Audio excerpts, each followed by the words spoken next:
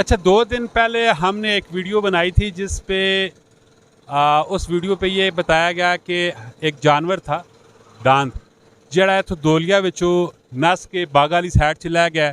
ਉਹ ਦਾਂਦ ਦੇ ਮਾਲਕ ਮੇਰੇ ਨਾਲ ਇਸ ਟਾਈਮ ਖਲੋਤੇ ਪਏ ਔਰ ਉਸ ਤੋਂ ਬਾਅਦ ਇਹਨਾਂ ਕੋਲ ਪੁੱਛਨੇ ਆ कि वो दान देना मिला है कि नहीं मिला है। असा नहीं वीडियो पोस्ट करने तो बाद। जी अस्सलाम वालेकुम। वालेकुम सलाम। जी भाई क्या हाल है, ठीक हो? जी ठीक ठाक जी।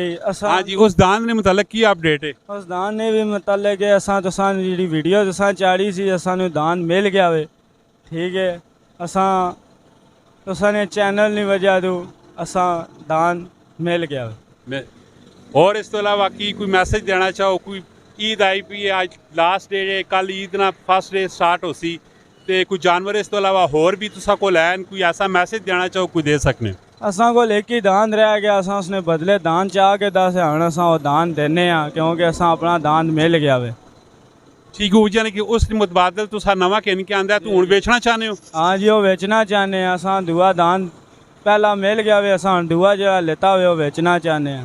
कितने पैसे ने उसने? उसने पैसे मंगने हैं जी 85,000 रुपया। दांद हुण जड़ा पिछे बदा पई वाला चिट्टा दान दे बदा पे चिट्टा काला दवंदा वे। अच्छा चलो दान में दसो ना किथे वे? दान तो सान दुकाने हैं। ओके ऐला दान दी तुसी 85,000 रुपया मंगने पे? जी इस दान ना 85,000 रुपया मंगने हैं जी। ये क्यों इतने पैसे क्यों? बस इतने पैसे मंगने हैं ना जी। देना कितना है ये? फाइनल तो चाह दे 85 मंगने 80,000 ना दे दे 5,000 रुपया टासो तले।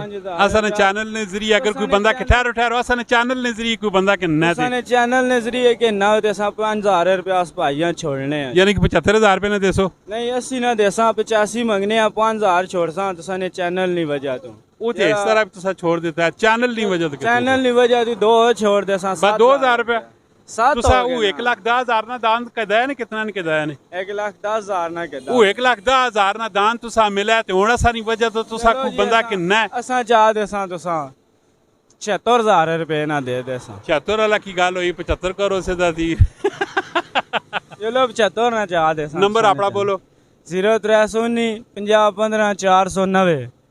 ठीक है जी, अगर तुसा दान चाहिए वैसे तो आखन 85,000 रुपये डिमांड है, 80,000 ना चाह दे सा अगर असा ने चैनल ने जरिए कोई बंदा है ना फोन करके आना वे 75,000 रुपये ना चाह दे सा। 75,000 ना चाह। ठीक हो गया जी, मेहरबानी।